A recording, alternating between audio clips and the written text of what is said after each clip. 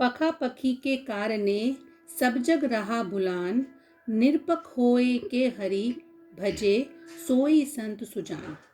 भावार्थ समझेंगे बच्चे। यहाँ पर कबीरदास जी कहते हैं आज सारा संसार का हर व्यक्ति पक्ष और विपक्ष में पड़ गया है।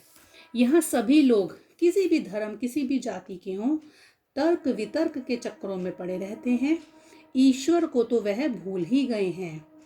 कबीर कहते हैं सच्चा संत वही होता है जो निष्पक्ष होकर ईश्वर का भजन करता है।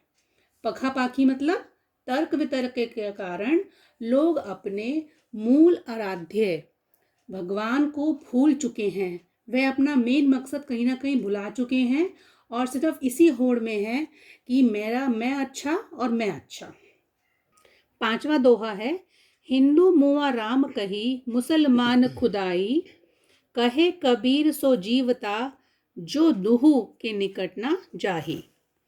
देखिए बच्चे यहाँ समझेंगे, हिंदू जन राम का नाम लेकर मर गए, मुसलमान खुदा कहते कहते मर गए, पर दोनों ने ईश्वर को नहीं पाया। वे हमेशा आपसी भेदभाव में पड़कर कट्टरपंथी बन गए हैं।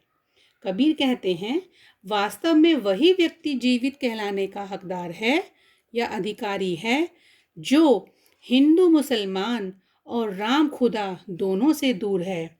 आशय ये है कि भगवान राम और खुदा दोनों अलग अलग नहीं हैं, दोनों एक ही हैं। हमें मानव बनना है। सबसे पहले हिंदू हैं या हम मुसलमान हैं बेटे, ये हम बाद में देखते हैं, लेकिन सबसे पहले तो एक इंसान का जन्म होता है ना। तो हमें इन दोनों धर्मों को छोड़ करके सिर्फ मानवता को अपनाना है। अब चलेंगे बेटा नंबर 6 की तरफ। काबा फिरी काशी भया, राम ही भया रहीम, मोट चून मैदा भया, बैठी कबीरा जीम। कबीरदास जी कहते हैं कि जब कोई व्यक्ति बेटा जो होता है ना, जो हिंदू मुसलमान के भेदभाव को छोड़ के उससे ऊपर उठ जाता है, ठीक है, यानी कि कबीरदास जी कहते हैं कि मेरे लिए मुसलमानों का पवित्र स्थान काबा, जहाँ वो हज के लिए जाते हैं, और हिंदुओं की पवित्र नगरी काशी एक समान हो गए, क्योंकि राम का नाम रहीम के समान पवित्र हो गया जब मैंने निर्गुण स्वामी की भक्ति को प्राप्त किया। जैसे बेटा हम लोग अलग अलग तरह का अनाज अगर लें, चावल, गेहूँ, ज्वार, बाजरा, और हम इन सबको पीस दें अगर, तो पीसने के बाद हमें क्या मिलता है? मैदा मिलता है, बारीक मैदा मिलता है। तो हम उसको बैठ के आराम से खा सकते हैं बजाय अलग अलग अनाज खाने के।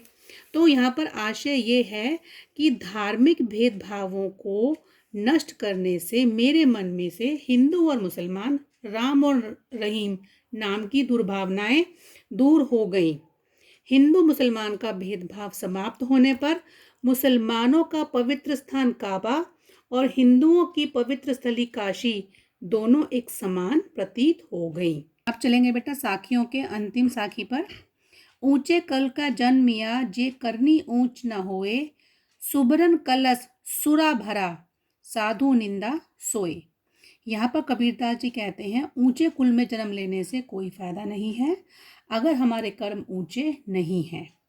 सोने के घड़े में अगर हम शराब भर देंगे तो साधु लोग ऐसे पात्र की हमेशा निंदा ही करेंगे।